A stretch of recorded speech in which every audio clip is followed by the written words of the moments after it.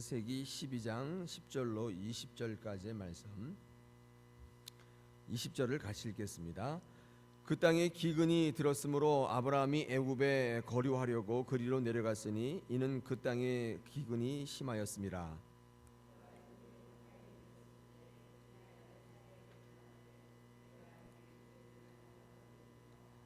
애굽 사람이 그대를 볼 때에 이르기를 이는 그의 아내라 하여 나는 죽이고 그대는 살리리니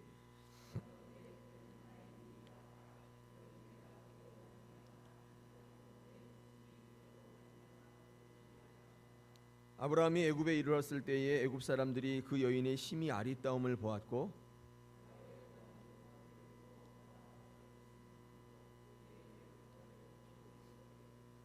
이에 바로가 그로 말미암아 아브라함을 후대함으로 아브라함이 양과 소와 노비와 암수 나귀와 낙타를 얻었더라.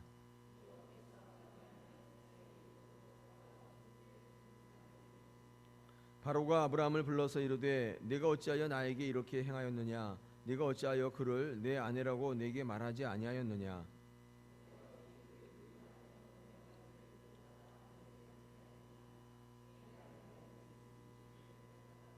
있습니다.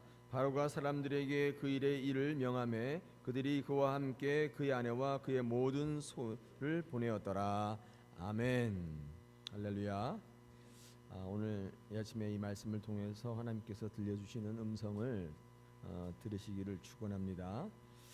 오늘 주신 본문을 읽어보면 우리 믿음에 큰 고민이 있습니다. 이제 그 고민이 뭐냐면 약속의 땅에도 기근이 온다는 사실입니다. 오늘 10절에 보니까 그 땅에 기근이 들었다, 그렇게 성경은 말씀을 시작하고 있습니다. 실제적인 신앙생활 중에 만나는 문제 중에 가장 큰 고민입니다. 믿는 자에게, 믿는 가정에, 또 믿는 그 공동체에 기근이 든다는 사실입니다. 하나님이 가라고 해서 간 땅인데 기근이 왔다는 말이죠. 하나님의 음성을 듣고 떠난 땅이었습니다. 그 땅에도 기근이 왔다는 거예요. 마태복음 7장 21절에서 24절, 여러분 잘 아시는 모래 위에 세운 집과 반석 위에 세운 집 비유가 있지 않습니까? 근데 똑같이 비가 내리고 바람이 나고 창수가 난다는 사실을 우리는 교회에서 강구합니다. 이 사실을 가르치지 않아요. 똑같이 비 내리고 바람이 불고 창수가 납니다. 여러분 이 점을 주의해서 보셔야 될 필요가 있습니다. 그러니까 반석 위에 세웠다고 비가 내리지 않는 것은 아니에요. 다만 무너지지 않는다. 여러분 이것을 교회에서 가르치고 우리는 배워야 합니다.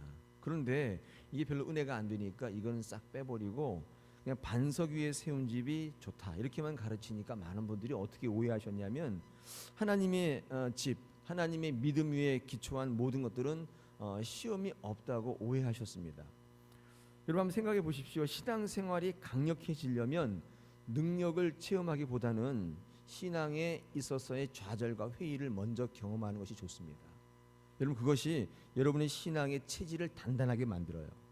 신앙에 대한 우리의 환상을 하나님 앞에서 빨리 깨셔야 돼요. 빨리 그것을 바로잡아야 돼요. 신앙의 모든 문제는 본질을 모르면서 개인적인 바램과 또 희망을 가지고 다가서기 때문에 발생하는 문제입니다.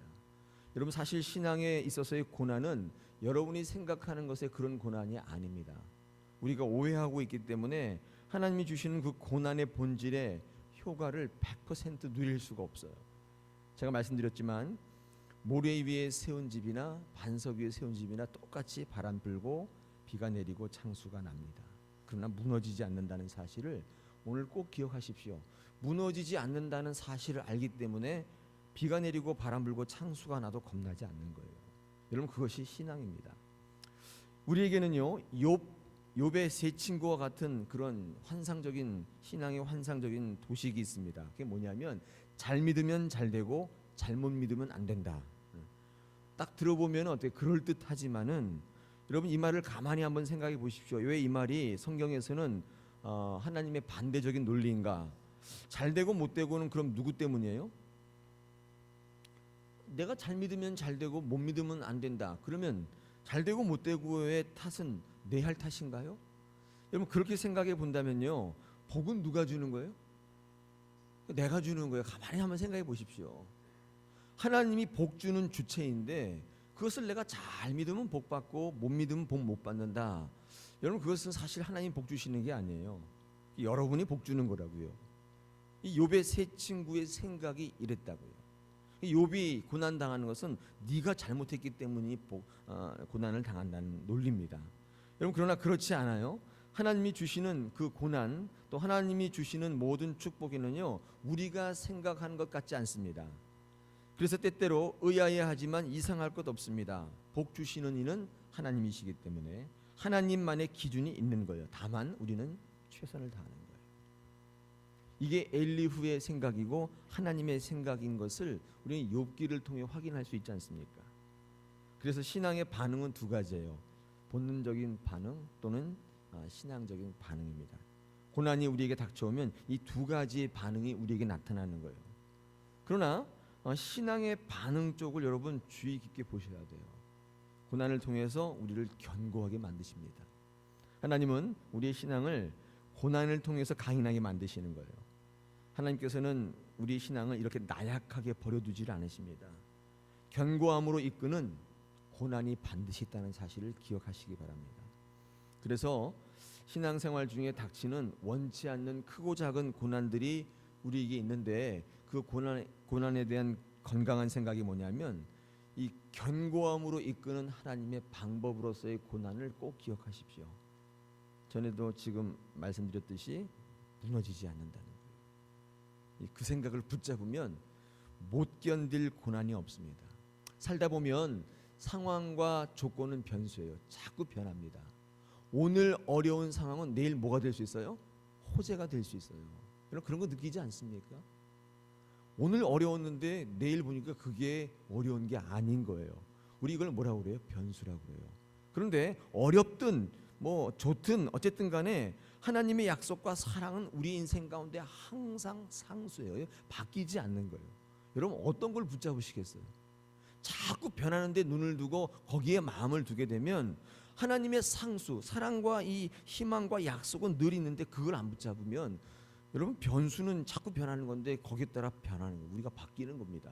그런 어리석은 인생이 어디 있겠습니까? 사랑하는 여러분, 하나님을 꼭 붙잡으십시오. 하나님이 상수예요.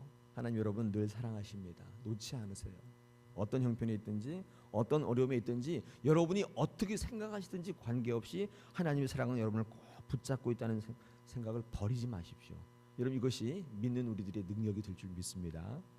자, 오늘 그런데 본문 10절을 보니까 제가 말씀드린 것처럼 기근이 왔습니다. 그런데 아브라함의 행동을 좀 주의 깊게 볼 필요가 있죠. 하나님은 아브라함의 행동을 통해서 우리에게 말씀하시는데 아브라함은 잠시의 갈등도 없이 그냥 애굽으로 가버려요. 아쉽기는 그래도 한 번쯤은 하나님께 물어봐야 되는데 그게 없어요. 하나님, 왜 가라고 한 땅에 기근이 왔습니까?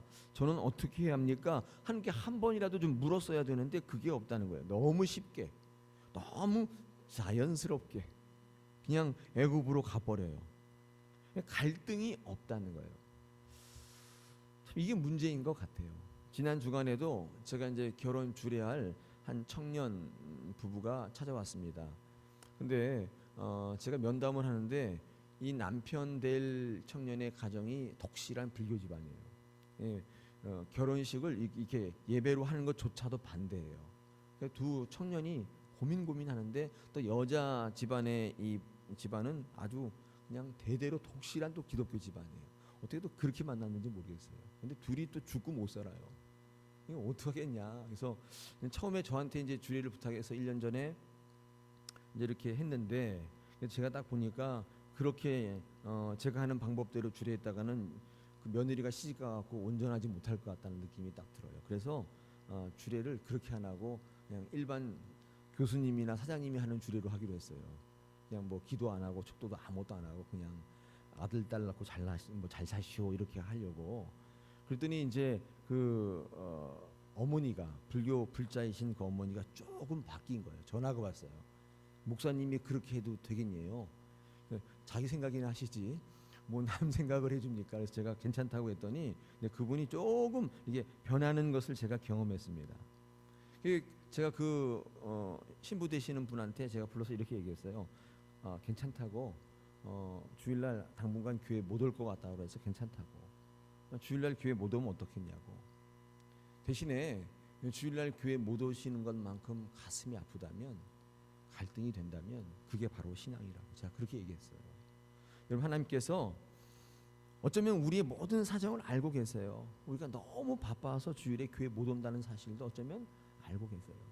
먹고 사는 일 때문에 수요 기도에도 못 오고 금요 심야도 못 오고 새벽 기도도 못 온다는 사실을 우리 하나님은 어떻게 해요? 몰라요? 알고 계실 거라고요.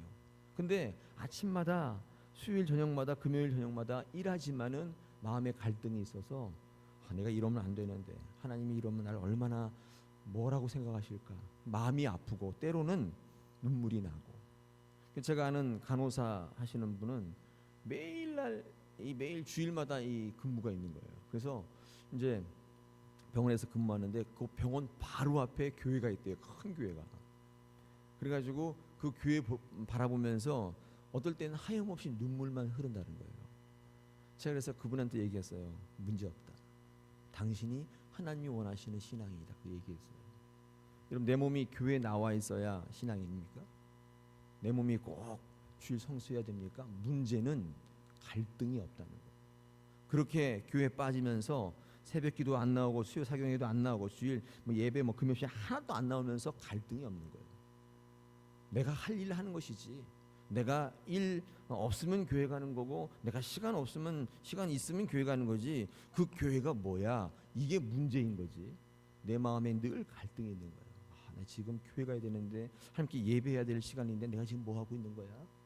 그게 뭐예요? 신앙이라는 거예요.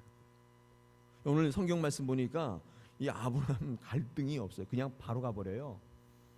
여러분, 그럴 때 어떻게 합니까? 그가 어려움을 이제 겪게 되는 것입니다. 사실은 우리의 대안이 너무 많아서 하나님께 못 나갈 때가 참 많아요. 여러분, 강력한 신앙은 그 대안을 자꾸 버리는 겁니다. 하나씩 둘씩 버려가는 과정이 하나님을 믿는 과정이에요. 하나님을 믿는데 방해받는 것들이 있다면 하나씩 버려가시는 것이 신앙의 행보입니다. 떠나는 거예요. 여러분이 하나님 믿을 때 방해되는 게 뭐가 있어요? 제가 한번 따져보니까 많이 있습니다.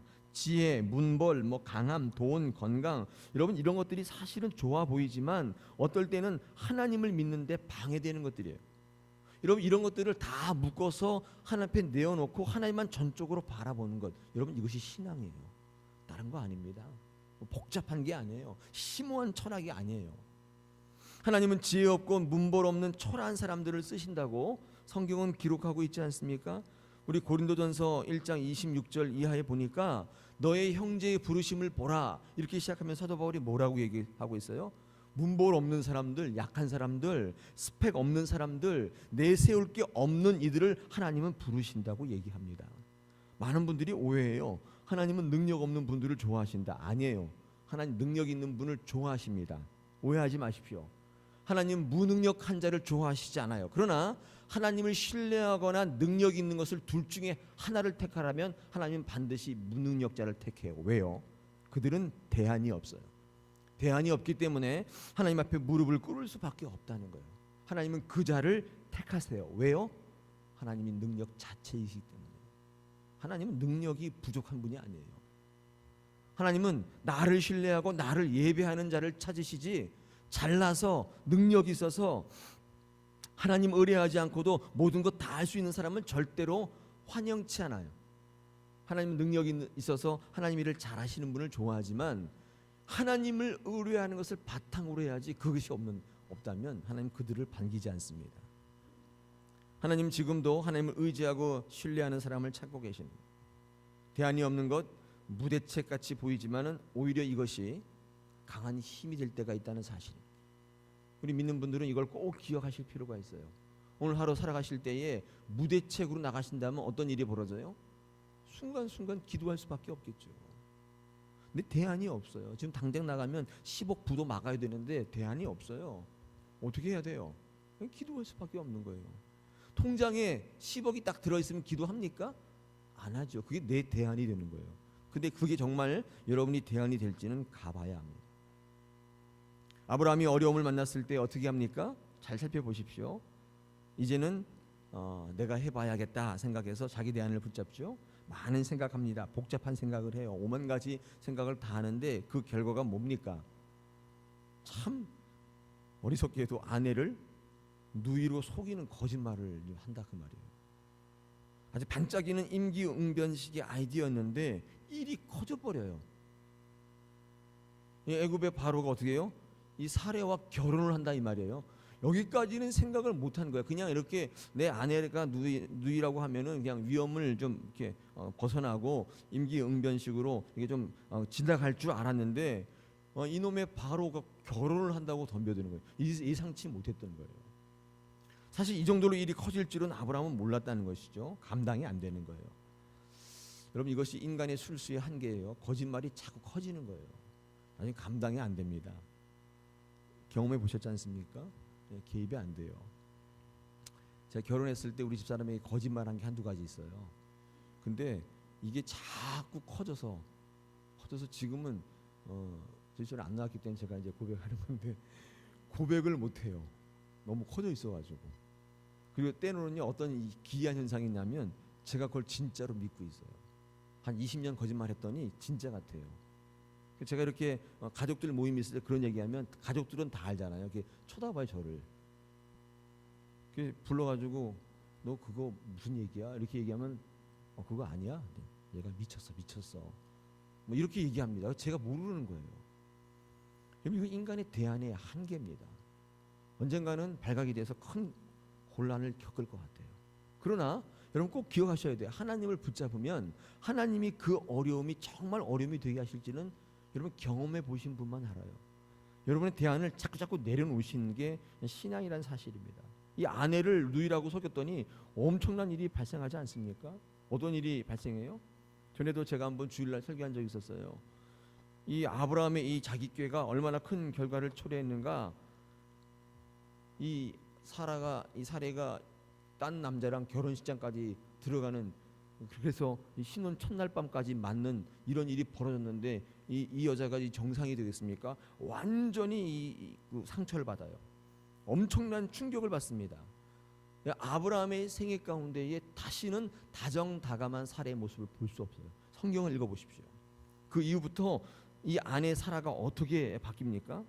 아브라함의 얘기를 하면 대놓고 반대해요. 심지어는 막 비아냥거려요. 너나 잘하세요 이런 분위기예요. 심지어는 하나님이 말씀하는데도 비웃기까지 해요. 창세기 18장에 보십시오. 12절 15절에 보면 하나님이 너 애를 낳을 거다 할 테니 픽 웃어요. 여러분 이런 사라의 모습은 어디서 나오는 거예요? 놀라지 마십시오. 이 아브라함의 인간적인 술수에서 나오는 이 후유증의 부작용이라고요. 여러분 같으면 어떡하시겠어요? 여러분 남편이 여러분 팔아먹어가지고 살려고 여러분이 딴 남자랑 결혼식장까지 들어가고 신혼 첫날 밤까지 들어갔다고 한다면 여러분 그 남편이 믿는 하나님 믿겠어요? 그 아브라함은 입만 열면 하나님이 어쩌고 저쩌고 얘기하는데 어떻게 생각해요? 너나 잘하세요. 그놈의 하나님이 어디 있냐는 거예요. 하나님이 말씀하는데도 비웃어요. 그딴 일이 어딨냐는 거예요. 하나님 믿는다는 것들 다 똑같다는 거예요. 말로만 믿는다고 하면서 행동은 하나같이 그렇다는 거예요. 하나님이라고 뭐 별 수 있겠냐, 이런 식으로 사라가 바뀐다고요.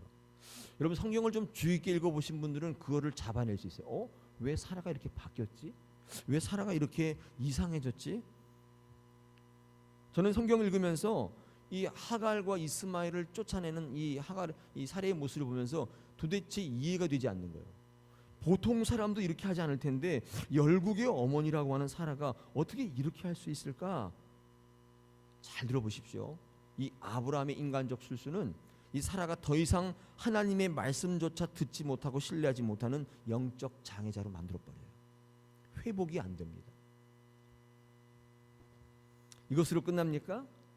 남편 이 아브라함의 사랑에 대해서, 신뢰에 대해서 완전히 포기하고 실망한 사라는 이제 그 아들 이삭에게 집착해요.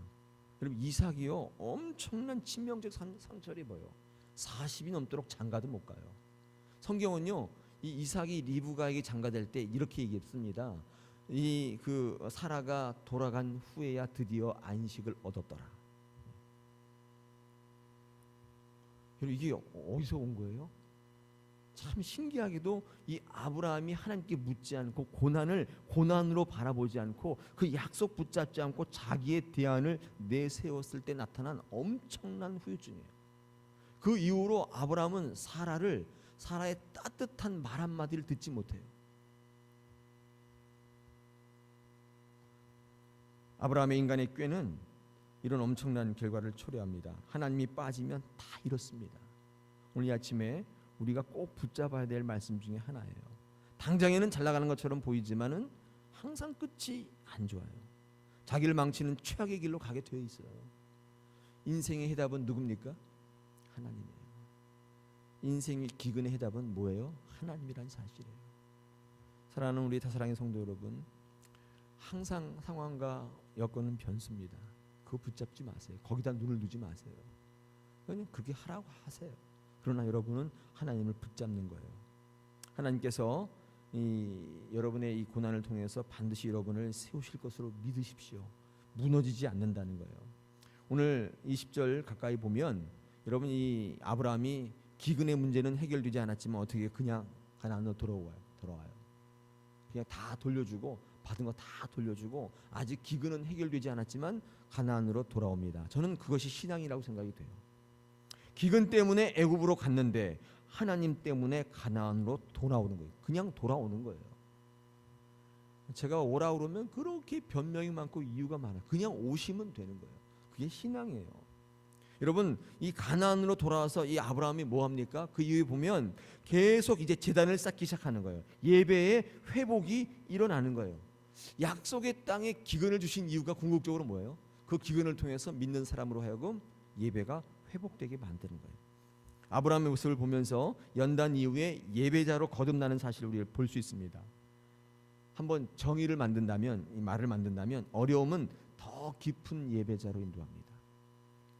기근은 더 심오한 예배자로 붙들게 만들어요. 이제 아시겠습니까? 제가 어제 말씀드렸죠. 복의 근원이 되는 또 믿음의 조상이 되었던 아브라함이 처음에 예배를 드렸던 장소가 어디였다고요? 세겜. 여러분, 세겜은 뭐예요? 어깨의 힘이라고 했잖아요. 이 언덕 이런 건데, 여러분, 자기 대안을 내려놓고 그런 삶의 자리에서 또 그런 모든 것들 다 이기고 예배를 회복하고 나가면 하나님께서 모든 환경과 여건은 그대로 보이지만 변한 게 없지만 내 주변을 정리해 주십니다. 해결해 주시는 거예요. 예배가 회복되니까 삶이 흐트러진 모든 것이 정돈되기 시작해요. 그렇죠? 여러분의 삶이 무질서하고 흐트러져 있습니까? 그러면 빨리 여러분 대안을 내려놓으시고 예배를 회복하는 게 급선무예요. 저는 그렇게 생각합니다. 하나님 그렇게 말씀하십니다. 저희 다사랑교회가 빨리 일어나는 것은 내 대안을 빨리 내려놓고 예배를 회복하는 거예요. 전성도가 울며 기도하는 거예요. 기도에 매달리는 거예요. 예배에 매달리는 거예요. 뭐 그렇게 말이 많아요. 예배하시면 되는 거예요. 이렇던 질서를 회복하게 될 것입니다. 꼬였던 문제들이 술술 풀려나가는 역사를 맛보게 된다 그 말이에요. 성도 여러분, 내 가정이 어렵다면 대안이 없어요. 하나님 앞에 무릎 꿇으셔야 돼요. 전 가족이 앉아서 무릎 꿇고 가정 예배 드리세요. 여러분, 모든 문제가 다 풀려지는 걸 경험하게 된다 그 말이에요. 결코 예배를 포기하지 마십시오. 예배만이 살 길이에요. 할렐루야. 오늘 이 말씀을 붙잡고 또 하루 나갈 때에 하나님께서 승리를 주실 줄 믿습니다. 오늘 하루 어떠실 것 같아요? 어려움이 예상되죠? 여러 가지 사람도 만나고 풀어야 할 문제도 많지만 꼭 기억하십시오. 하나님께서 여러분을 통해서 반드시 영광을 드러내실 줄로 믿습니다. 우리 이 말씀 기억하면서 한번 통성으로 한번 기도하겠습니다. 하나님, 제게 예배를 회복시켜 주옵소서. 하나님, 대안을 내려놓게 하여 주옵소서. 하나님만 바라보게 하여 주옵소서. 우리 약속의 땅에도 기근이 온다는 사실을 알았습니다. 그러나 무너지지 않습니다. 여러분, 이 말씀 붙잡으면서 내 믿음을 돌아보면서 한번 결단하며 기도합니다. 하나님 아버지,